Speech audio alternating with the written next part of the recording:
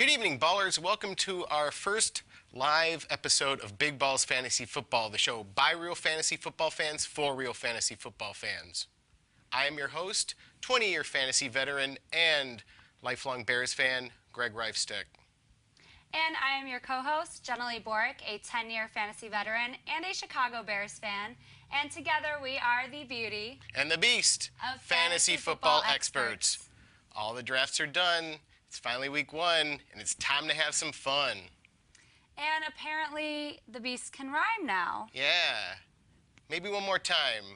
Not one more time? Okay, I'm good. I'll finish it up. I'm so bad. I'm bad at freestyling, everybody. I'm sorry.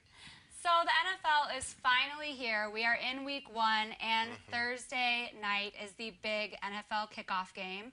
We have Wacko Flacco and the rebuilt Ravens defense versus Peyton Manning and his new weapons. Wes Welker is one of them. Then the game I think everybody's going to be watching is Monday Night Football. This matchup is crazy, and it is a fantasy player's wet dream. You have Michael Vick with his co-star, LaShawn McCoy. You have two running machines there, and then you have the newly activated RGIII and his new bionic leg with his co-star, Alfred Morris, going mano a mano. It's going to just be points crazy. So, speaking of that matchup, we're going to give you guys a little bit of a debate, the Vick or RG3 debate in our use 'em or lose 'em, because we want to tell you who to get in your lineup so that you don't have those points just stored on your bench. Exactly, right? Exactly. So I'm going to start off, and I would take Vick. And the reason, I have some reasons behind this. I would take Vick because, one, he looks a lot more comfortable and confident in Chip Kelly's offense. He had 456 yards and 2 touchdowns in the preseason, so not bad. And is RG3 in shape? Now, he might be in shape, but is he in football shape? Now, we all know that's a big difference. So he's just coming back. He hasn't had much practice. I don't know about that. And we also haven't seen everything that Chip Kelly has in store. He's already run an average of 75 plays on offense. That's true. So I know he's got a lot in store for Vick. So I would take Vick. I would take RG3, and I know I've been on the Michael Vick train, and I've even told people to take him for points later in the season. But in this game, I think you are looking at RG3 was Michael Vick. It's Michael Vick younger, and he has more awareness than Vick had back then. He's also faster. He's also now I know he can't throw as far as Vick. That's the one problem you're going to have. If you're looking for PPR, that's not where it's going to go. You're going to get it on the running. And I think he is well. I think he's going to be like AP. I don't think they wouldn't put him on the field if they didn't think he was going to be good. I think he's going to be the bionic man of this year. I'm calling it. I'm calling that he's going to be the bionic man of this year. Maybe, but are they going to have him run as much? Because do they want to risk him? I think they're going to have to, because they know he's not the most. He doesn't have the long ball. He's an accurate passer on the short, but not really on the long. But, I mean, he has that mental awareness. That's the one problem, is he tends to pull the ball down a little bit too quick, but that's still going to work out for you in PPR, not in PPR, but in the running game, because he's going to take off down the field. He's going to get you running points. Well, we shall see. We shall see. That's going to be a big matchup Monday night. All right, so which one of us won this debate? Tweet us at BigBallsFBall and post to us on our Facebook page. Tell us which one of us won. So, after the short break, Jenilee's going to give us her week one. We're finally in week one of the NFL. I'm so excited. Yay! She's going to give her week one real men. Stay tuned. So, welcome to my Real Man segment, and I have a few players for you guys this week. Now, it's only week one of the NFL, so we've seen these guys in preseason, but we are not quite sure how they're going to turn out. But these are guys you need to get in your lineup. So my first real man for you guys is running back Stevan Ridley. He's with the Patriots. Now, I'd say he's like a 2 balls pick, because if you drafted him, you're going to have him in your lineup, but Vereen might get a few carries. He did average 5.27 yards per carry in the preseason, and he didn't fumble against the Lions' tough front four. So that is a big deal. He's not fumbling yet. The Bills are also a mess at quarterback. We're not really sure if E.J. Manuel is going to start or what's going to happen with that. So the Patriots offense is going to be on the field a lot. Also, the Bills' rush defense only ranked 26th in the preseason, and even though that was preseason, they were even worse at 31st in the 2012 regular season. Also, Ridley is in his third season, so he's got a couple NFL seasons under his belt. He was great last year with 1,263 yards and 12 touchdowns. So now I'm going to move on to my second real man for you guys, and it's wide receiver Julio Jones. If you drafted him, you have to get him in your lineup. He's a one-balls pick because he's pretty obvious. He's coming off a fantastic year of 79 receptions for 1,198 yards and 10 touchdowns. Now, the Falcons are playing a very explosive Saints offense, so they are going to have to score a lot. We know that Roddy White is coming off of an ankle sprain. Now, it wasn't a serious sprain, but, you know, he might not play all the reps, and Julio's going to get a lot of them. And the Saints' defense is still pretty suspect, and I don't trust them yet. They're going to have to be accounting for Steven Jackson as well because he's been great in preseason, so they are going to be busy trying to stop that running game. Julio should see some one-on-one. And my last real man for you guys, I should say men, is the Kansas City defense. Now, this is a four-balls pick because you'll probably be just picking them up for a situational start just this week if you didn't draft a phenomenal defense. And why I tell you guys to start them this week is they're playing Jacksonville's offense. Now, Jacksonville's best weapon in Blackman is suspended for the first 4 games.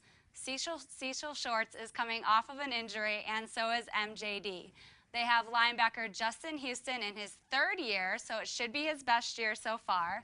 They have safety Eric Berry coming off a great year last year, and he's becoming a great defensive back. And let's face it, the Jacksonville has Gabbert as their quarterback. He only threw for 9 touchdowns in 2012 and 6 interceptions. Also, he's coming off of an injured thumb, which he's already said is not fully healed. So Kansas City has shown improvement in their defense in preseason. They rank 14th. Get them in your lineup this week. We're going to swing it over to Greg for his Beast Mode picks for your Week 1 fantasy roster.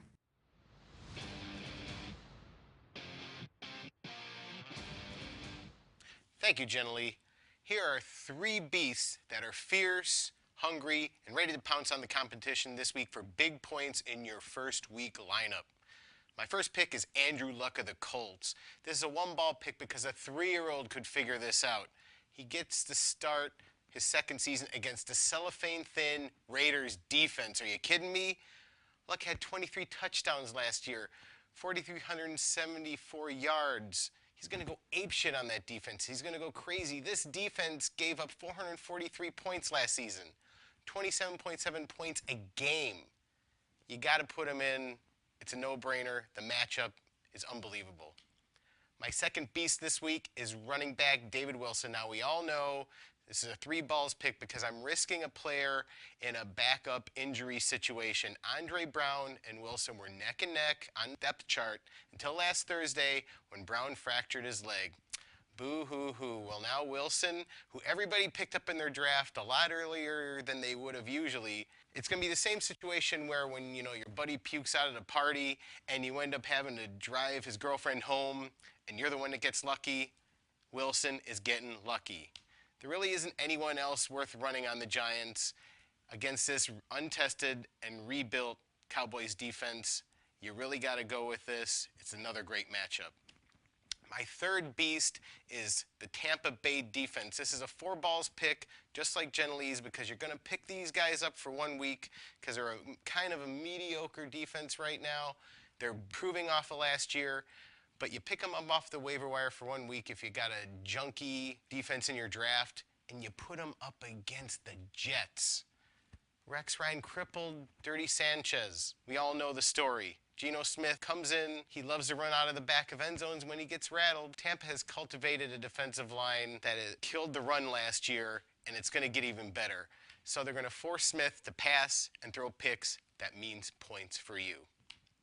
Now we're going to take a short break, and when we come back, we're going to have our Lone Star correspondent, Cash, give you some unorthodox picks that you might not have thought of taking. The gambles of the week are coming next. Stay tuned.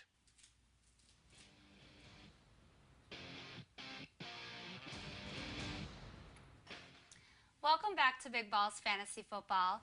Now we have our Lone Star correspondent over there in Cowboys land. Cash is back for his gambles of the week. What's going on, Cash? Great to see you guys. Thank you for having me on Big Balls Fantasy Football again. Oh, no Week 1 show, kicking off this 2013 NFL season. It's good to see you. So, how did you feel you did in our draft, our biggest balls of them all draft? How do you feel about your team? Well, Greg, I'm glad you brought that up. I think I've had a pretty solid draft. I think my team will finish, I'd say, probably in the top 4. The reason being the strength of my team out with the running backs, C.J. Spiller, Darren Sproles, Jamal Charles, the featured performers. And any of these guys' players get nicked, there's always Daryl Richardson and Le'Veon Bell, who could be back from his foot injury as early as week 2. And I think I have a better than average performer in Tony Romo, QB, who I expect will find Des Bryant, say at least a dozen times this season. And though the wide receiver corps may be a perceived weak spot, don't be surprised if T.Y. Hilton has a huge year becoming Andrew Luck, as you mentioned a little bit before, go-to wide receiver. Well, you sound pretty confident there. Can you get into your gambles of week 1 for us? Absolutely, Jenilee. Guys, it's cash time. And as you know, this is my cash book that will guide me week by week and make my gambles pay off. Here are the 3 picks that I think you can take to the bank in week 1. First off, Brandon Myers, tight end of the Giants. Last year, 2012, he had about 80 catches, 800 yards, 4 TDs. And this week 1, they face off against the Cowboys, and likely it'll be a shootout. I think he'll get 5 catches, 60 yards, and I think he'll hit pay dirt. And, the reason I back that up with is that I don't know how much you know about Brandon Myers, but he played with a sprained left shoulder for the Raiders all last year and still caught 80 passes for that offense. Talk about somebody that you may have to consider for your beast mode one of these weeks, Greg, if he has a great season. And, he's got to develop the chemistry with Eli Manning, where he'll be targeted on long passes as well as the red zone targets. Well, I actually played him. I'm actually going to be playing him in one of my lineups. I picked him up, and I agree with you that he's a gamble, but I think I'm going to have a pretty good chance of him this week. I agree with you against the Cowboys, so I'm playing the matchup. I like it. What's your next one, Cash? Give it to us. Well, the next one is a kind of last-minute addition, but Isaac Redman of the running back Steelers. Really was Jonathan Dwyer, but then all of a sudden, the waiver got to him, and Pittsburgh got rid of him. But anyway, back to Isaac. He's 5'10" guy, 230 pounds, big, powerful frame. He has a chance to shine and make a case for himself to be the number 1 back. And he may only get 1 or 2 chances, so I think he will come through at least this week.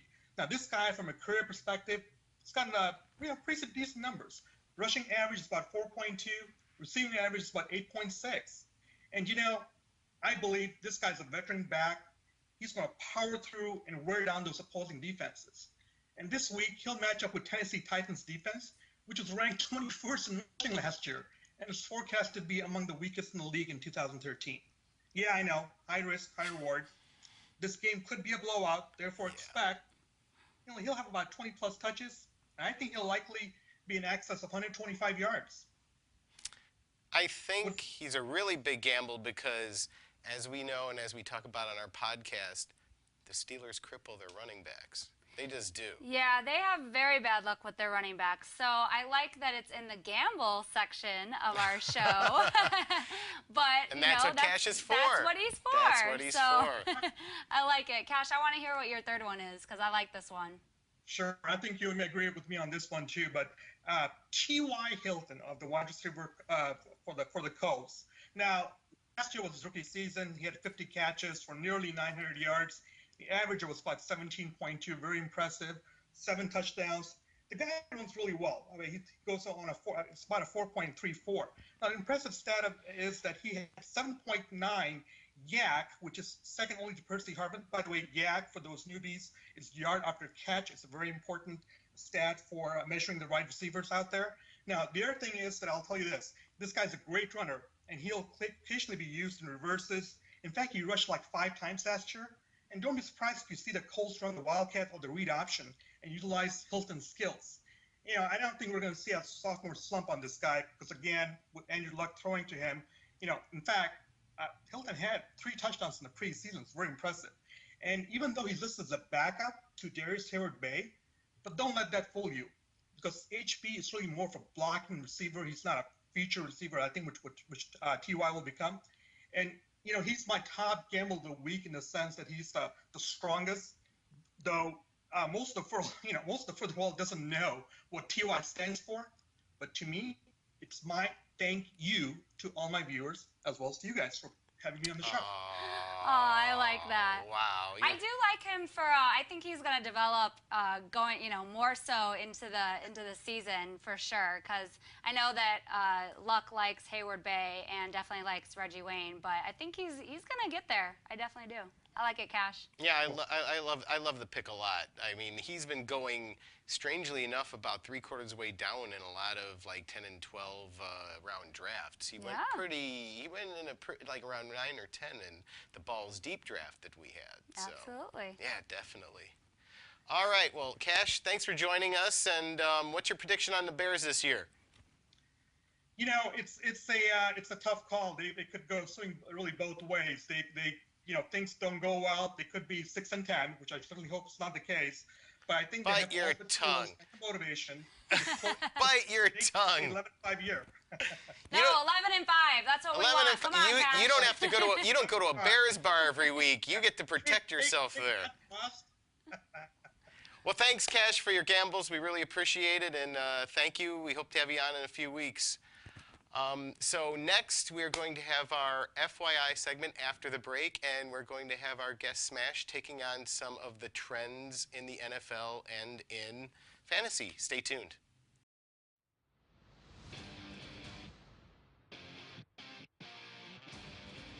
Hey everybody, welcome back to Big Balls Fantasy Football. This is our FYI segment that we have from time to time, talking about the trends in fantasy and around the league that are going to have an impact on your team.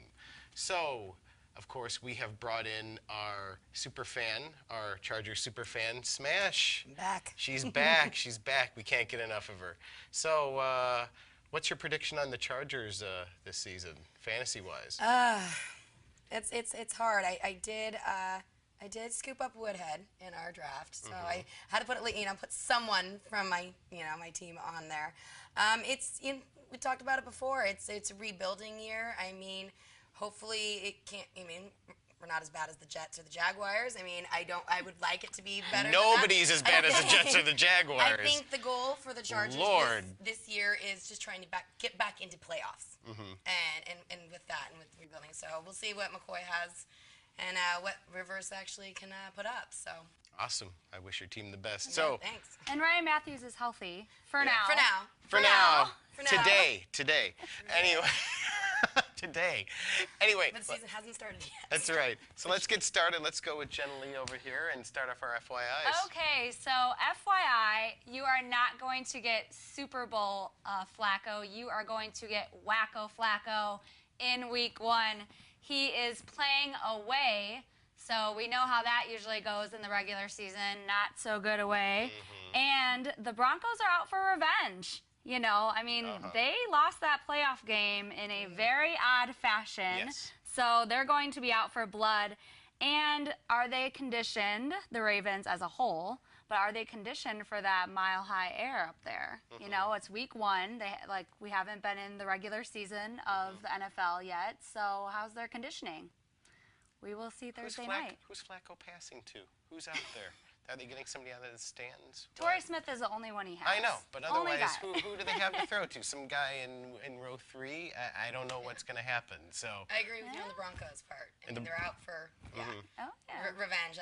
Of all the Broncos fans and friends that I know, I mean, it was definitely a devastating game for them. So I definitely think they're going to be. And P.S. Flacco's not worth that contract. No, especially I stick by that opinion. Especially not on the road. We talk about it all the time on the podcast.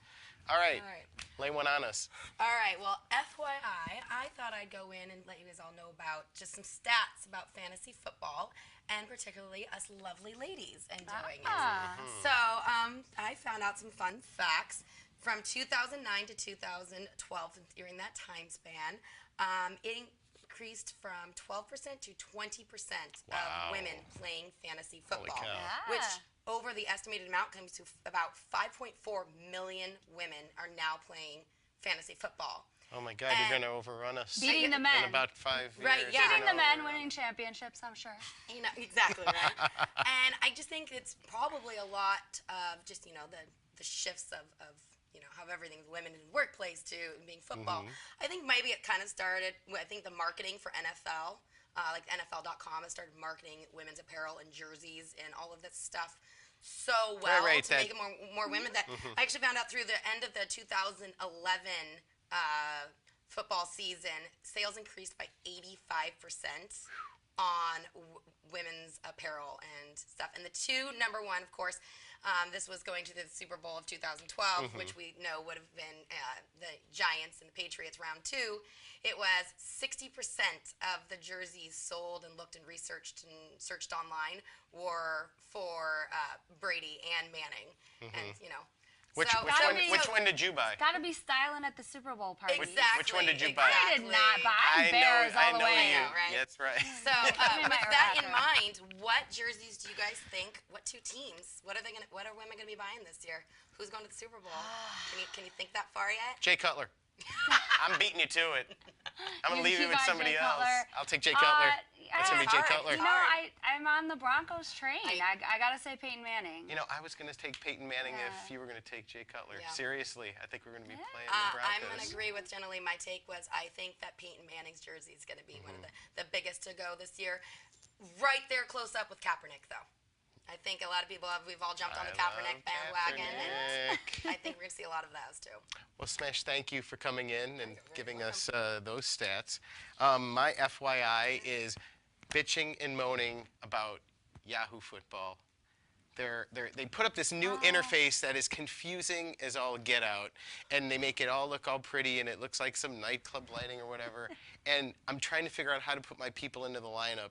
And what they don't realize, there's still a lot of older players playing. It's the same thing that Madden Football has done. And I know I'm probably killing some sponsors here. But, guys, I'm just saying, they need to really figure older people are still paying for these games, not just the kids. And they need to keep people of my age group wanting to take, in Madden, the team all the way to the end of the season, as opposed to only wanting to play 1 or 2 games overnight online. So I'm just being an older man bitching and moaning about technology. No, but it is like a dark background. I mean, they could at least have like where your players are, like in white, possibly. Like something brighter, a little brighter And color. don't get me into the grades. Don't get me into the grades. I got a C and a C minus, and we're going to see me win off of those C's. That's what we're going to see. We didn't get graded in one of our leagues at all. Really? There was no Lucky grade that happened. Lucky you. Yeah, I like the grades, though. I don't like the grades. I like the grades. I want to see how good I'm doing. I want to see my A+. Next week's debate. It's like being in school. We all want the A+ for football. Alrighty. Well, we're out of time. Thank you, everybody, for showing up for our first live episode here on the Stream.tv, and we hope you enjoyed it. You can catch us on our social media sites, and actually we have a brand new place to catch our podcast. We just switched our name to something a lot easier. You can go to blogtalk.com/bigballsfootball instead of GRR. You can catch us at bigballsfantasyfootball.com, as always, our big hub for everything, and at facebook.com/bigballsfantasyfootball. And tweet us about the show. Tell us what you thought of our first live episode at Big Balls F-Ball to give us questions for next week's show. Absolutely. We want to hear from you guys on Twitter. And be sure to tune in next week when we have your picks for week 2. Again, our Twitter is @BigBallsFBall. And we want you guys to brag about how your first week went. And we're going to be on here bragging for sure. So tune in next week. And don't forget to talk about RG3 and Vick, our debate. Good night, you guys. Good night, everybody. Good night.